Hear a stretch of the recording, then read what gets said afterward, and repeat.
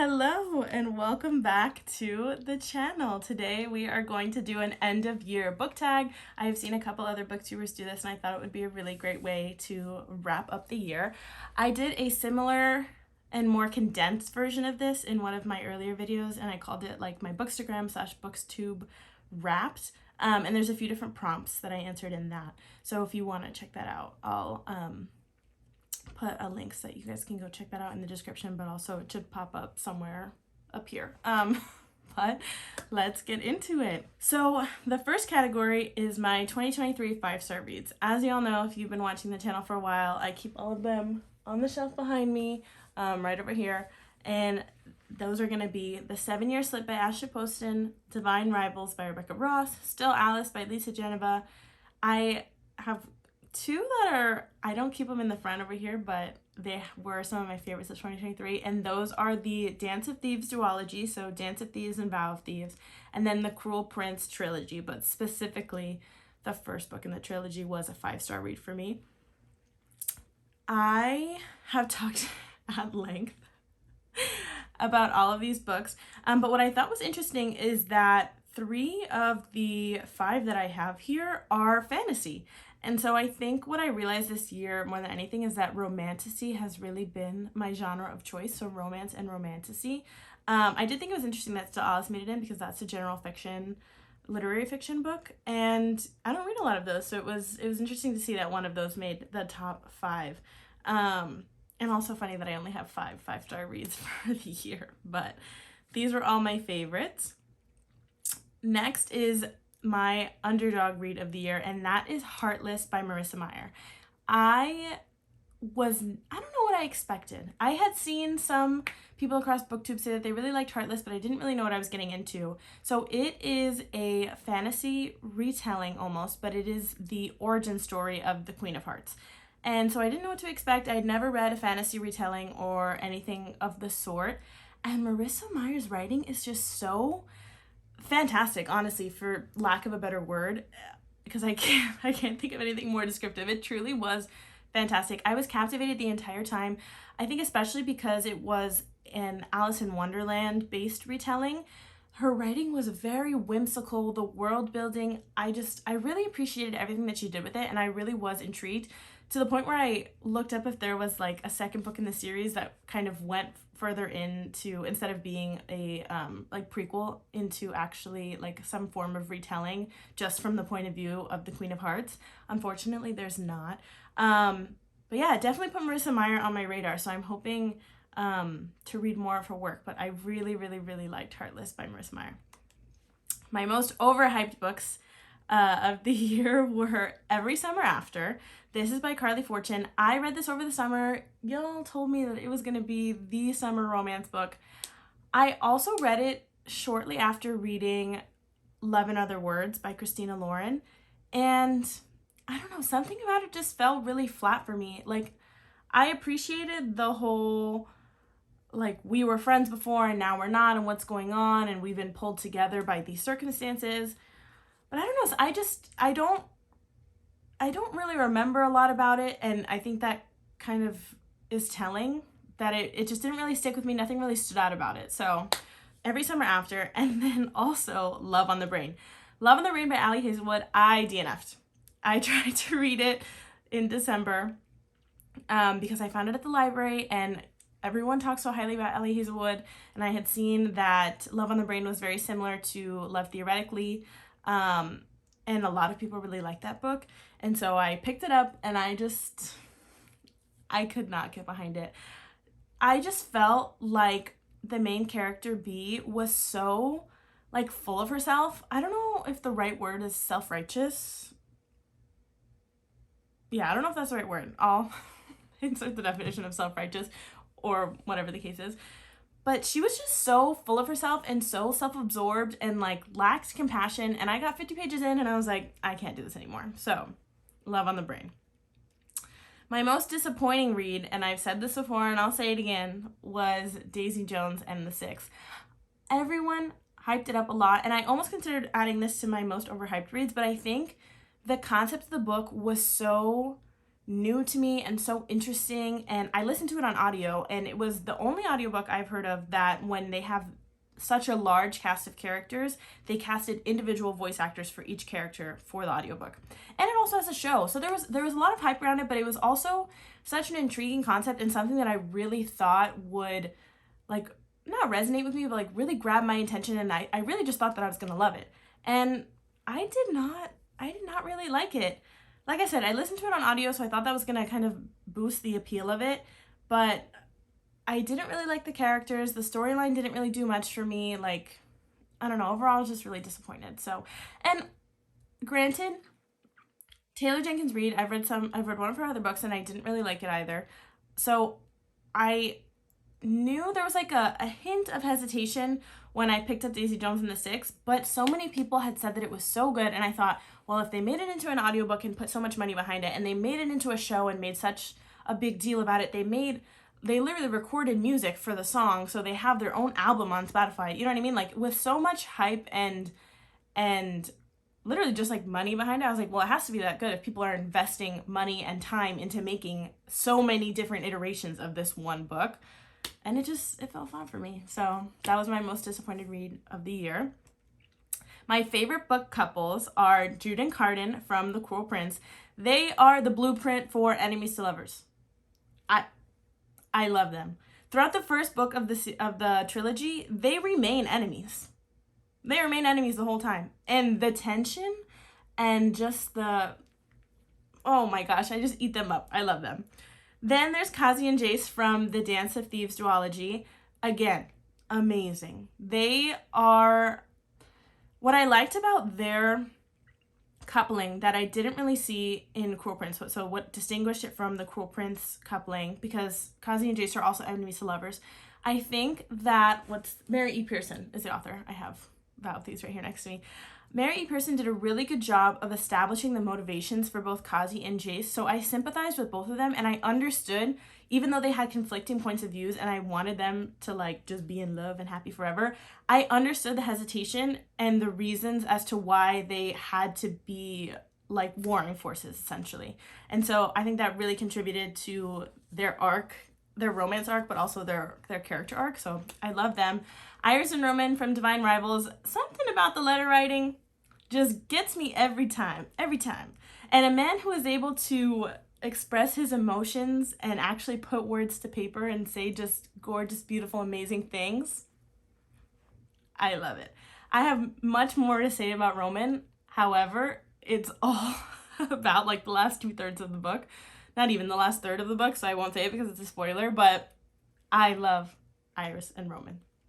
And then the last book couple that I have here is Win and Beau from Out on a Limb. Like I said, I've said it once and I'll say it again. Their romance is so tender and so compassionate, and Beau is just such an understanding and selfless character, and I think Win is learning how to accept kind of that care and love from somebody else, but she has such a heart of gold that she's reciprocating even if she's not doing it intentionally. And it was honestly kind of a palate cleanser read, just to see two individuals who were so compassionate and in love with one each other, and just honestly so caring outside of the romantic portion, but just such caring and like just wonderful human beings that were paired together, and they had such a great friendship outside of their romance as well. So those are all my favorite book couples. Then we have my favorite main characters. Again, Jude from Cruel Prince.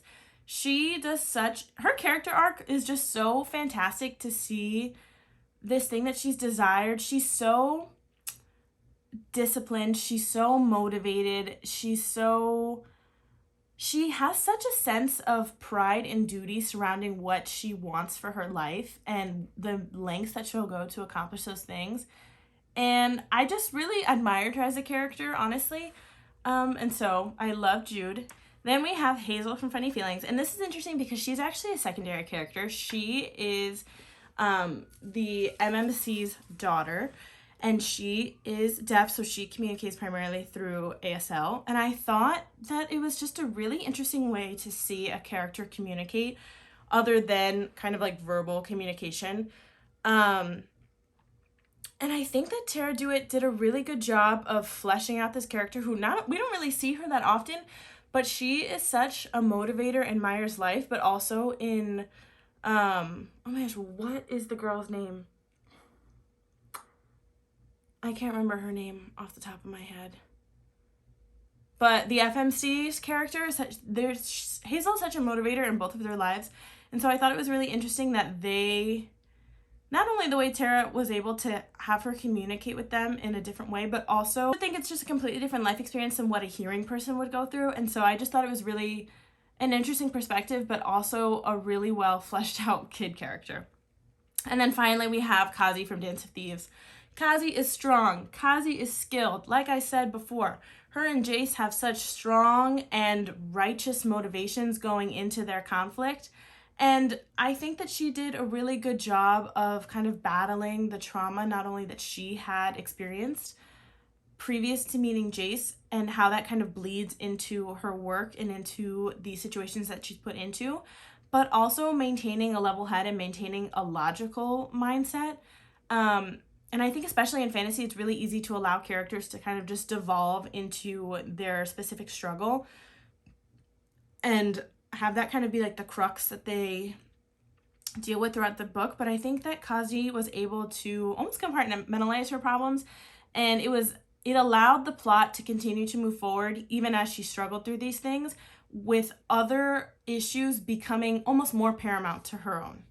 So I really liked Kazi. I thought she was a really strong character. I thought she is really capable. Again, almost a character that I look up to.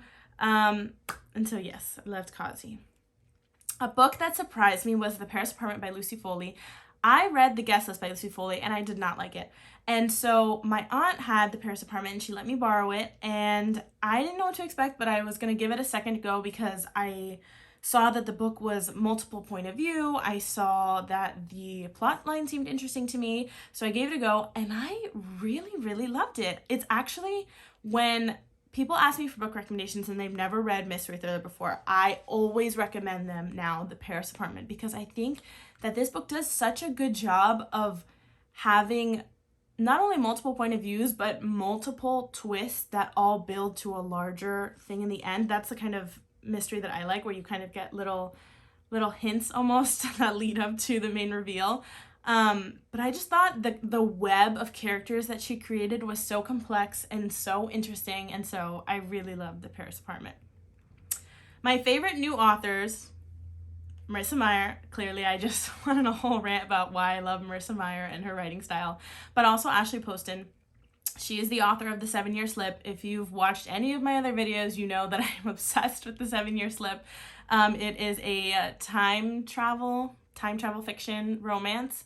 And I just thought that it was a really interesting concept, and that she just writes their relationship in such an interesting and beautiful way. And I have so many annotations and underlines in that book. And I don't know, everything about her style of writing was really appealing to me. It was almost like an Emily Henry-esque, but it was a little bit deeper, I want to say, almost. I don't know how to explain it exactly, but I really appreciated her writing, and I definitely want to read more from her.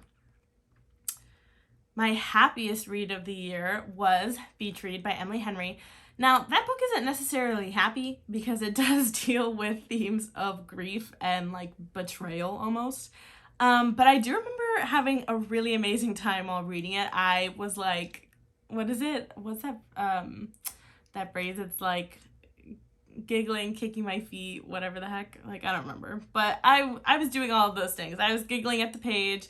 I was like, when they were bantering, I was like, ah! I was like embarrassed on their behalf. I don't know. I just remember having a really good time. I have lots of annotations in that book, and I had read People We Meet on Vacation, so I knew I liked Emily Henry's writing style, but that book specifically, Beach Read, the banter was just so good that I was like, I felt like someone was flirting with me. Like, I don't know. It was good. I really enjoyed reading Beach Read. My most frustrating books of the year were Crave by Tracy Wolff. Y'all, that book is 600 pages. I DNF'd at page 300. So I gave it the time. But I was waiting for so long for the plot to move forward that I was so annoyed. And I kept reading because I was like, she basically kept like teasing the plot. She was like, it seemed like the reveal was going to happen. Mind you, I knew the reveal was going to happen in like the first third of the book because there were so many other pages. So I was like, okay, perfect. We'll do the reveal so that way we can get to the conflict later in the plot. No, girl, it took forever. And I thought I was going to love it because it was vampires. They're young adult. They go to like a school filled with, I think, magical creatures. I don't remember. But I was like, please give me the plot, give it to me.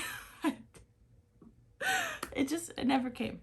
And so my most frustrating book was definitely Crave by Tracy Wolff. I also have here the first book in the Magnolia Park series. It's the only one I read. This book wasn't frustrating because of Jessa Hastings' writing style. It was frustrating because Magnolia and BJ are the two most frustrating people I've ever read on the planet. They're so toxic. They're so, like, they make horrible decisions. Like, everything about, like, every decision I would make, they made the opposite. And it was just consistent over and over and over again, even though they knew it was the wrong decision.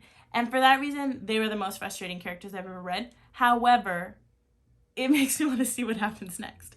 So no shade to Jessa Hastings' writing style at all. I loved her writing style. It's just these two specific characters were written to be very frustrating, and that's exactly what they were. Then my favorite covers are the original cover of Magnolia Park. So I'll insert that on the screen somewhere because I obviously don't have that copy because it was discontinued.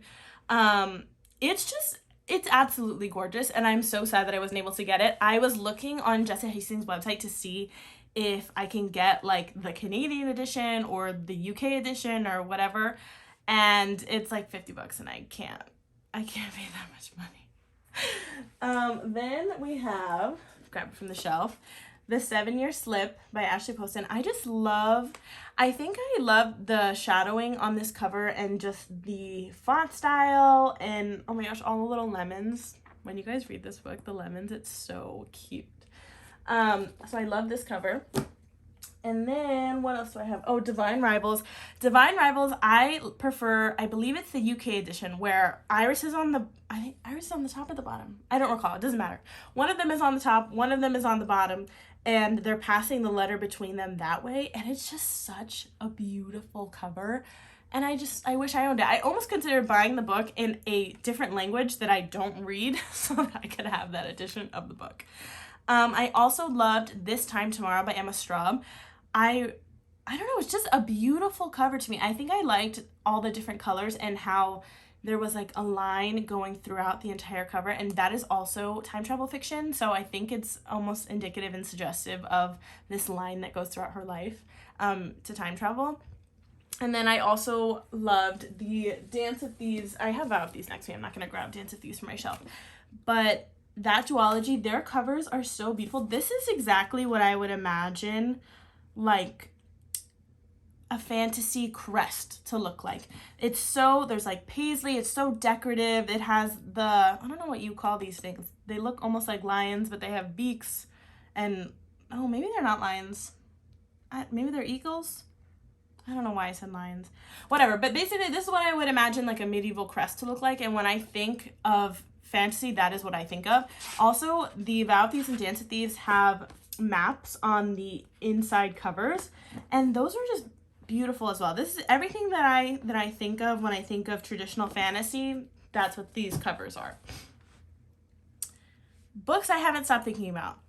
Obviously, Divine Rivals. I'm obsessed with Iris and Roman. Again, the first two, Divine Rivals and 7-Year Slip, if you've watched any of my other previous videos, you know I'm obsessed with these books. And I recommend them to everybody that loves romance and that I want them to have a wonderful reading experience. I recommend those books to them. I have not stopped thinking about those books. Iris and Roman, I loved the almost like lyrical quality of Rebecca Ross's writing. And I also read the book while listening to like a fantasy playlist, like an audio only playlist, almost like a fantasy score. Amazing for the reading experience.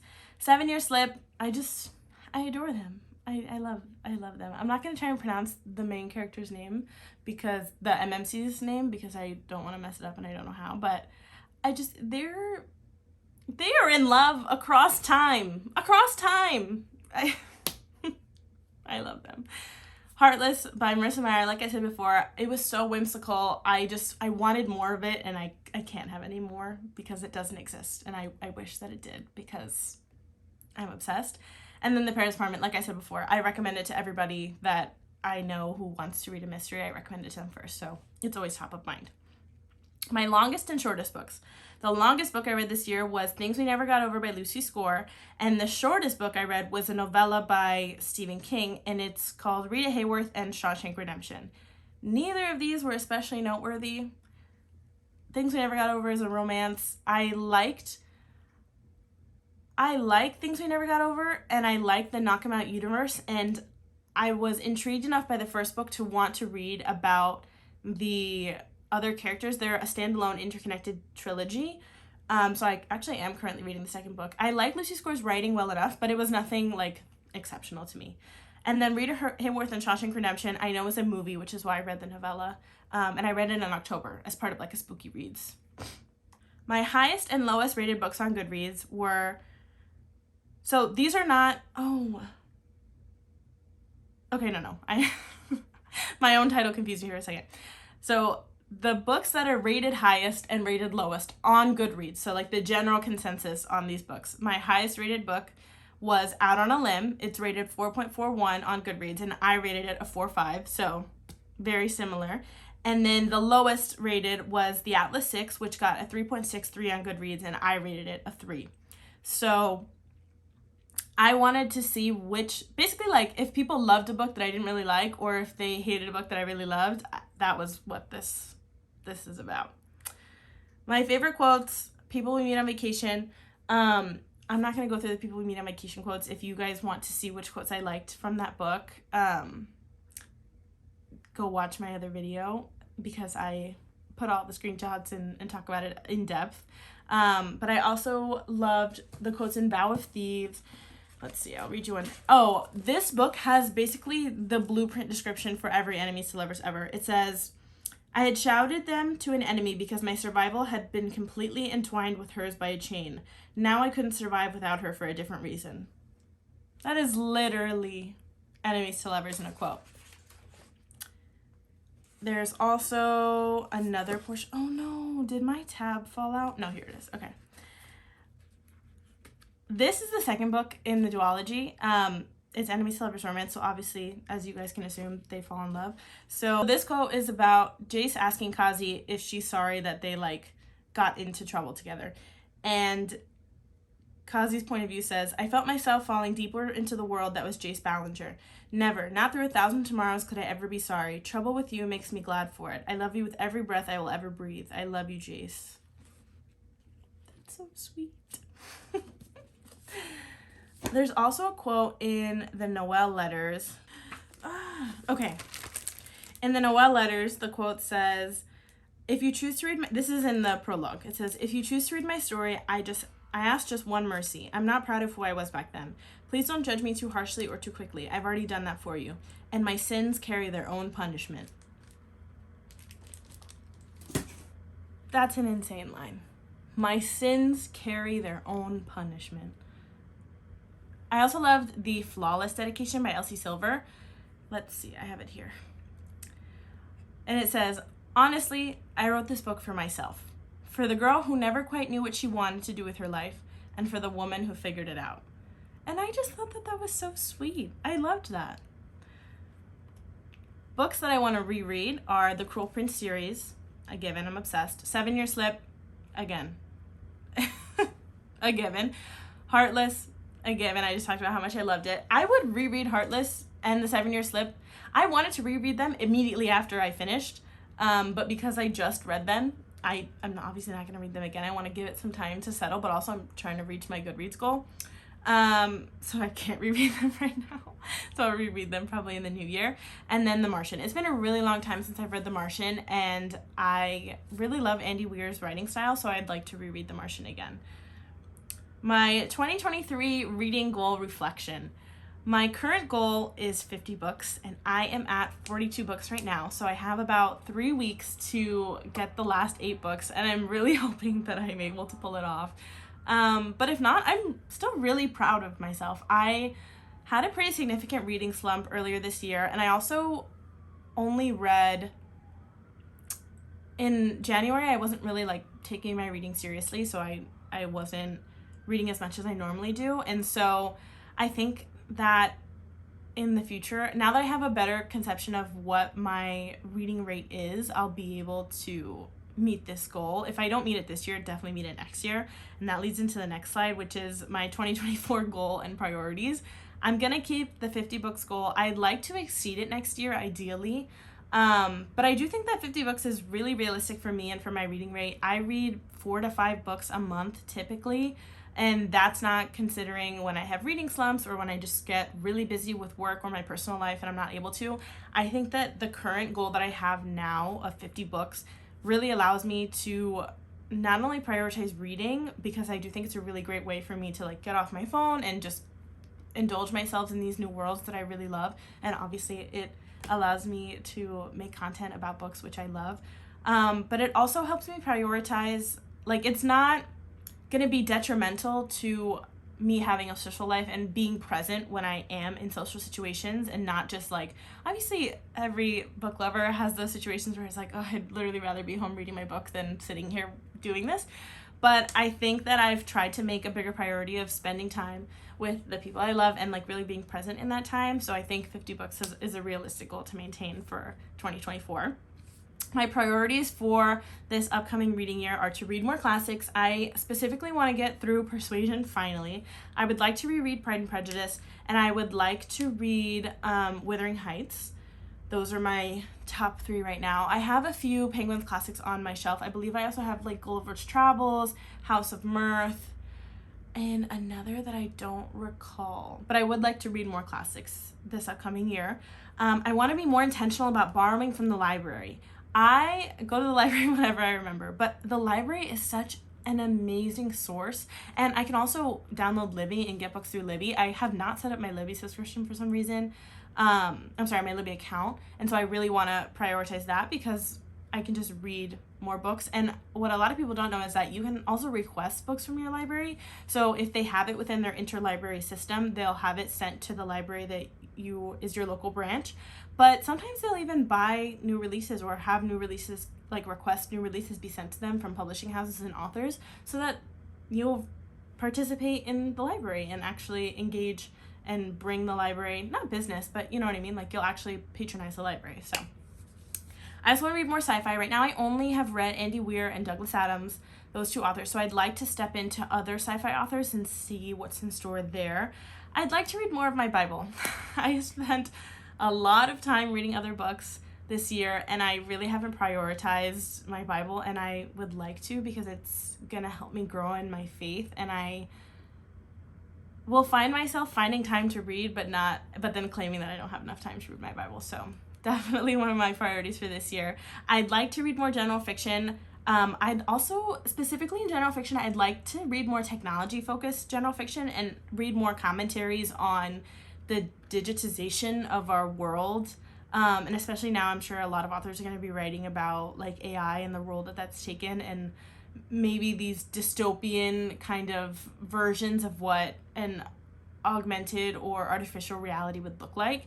So that really interests me. And I'd also like to listen to more audiobooks, because I think that would allow me to just make better use of my time when I'm driving, when I'm doing chores. I have a lot of podcasts that I love to listen to, but I would also like to prioritize more audiobooks as well. And that is all I have for you guys today. This was so much fun to get like a holistic look at what my reading has looked like this year. So I'm excited to see what comes next. I am going to film a 2024 TBR video, so make sure you guys are on the lookout for that if you want to know what I'm going to be reading next year, especially with all of these priorities. I have already a running list in my head of some picks to help me reach these 2024 goals and priorities. So thank you so much for watching. If you watched all the way to this point, Love you the most. Make sure to subscribe, like, comment. If I want to know what you guys' end of year book tag is. What was your most disappointing read? What was your favorite book of the year?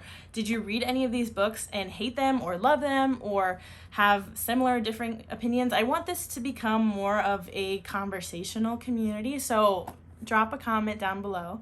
And yeah, thank you guys again so much for being here, and I'll see you in the next one. Bye.